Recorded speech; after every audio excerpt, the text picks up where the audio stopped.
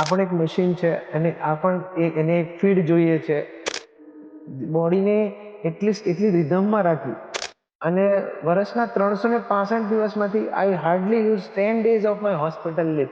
અને સમજો કે ઘૂંટણનો દુખાવો થાય છે, થોડું ઘણું પેઇન કે ગમે તો કઈ રીતે ડોક્ટર પાસે જવું જોઈએ? મતલબ કે શરૂઆતના સ્ટેજમાં જ વહી જવું જોઈએ કે પછી થોડુંક ઘરે ઇલાજ કરી પછી ડોક્ટર પાસે પહેલા તો એમ જ કે પહેલા તો આપણે પોતાના ડોક્ટર બનીએ કે અમુક બેઝિક થિંગ તો આપણે જાણીએ છીએ કે ભાઈ આપણે એક મશીન છે અને એને એક ફીડ જોઈએ છે.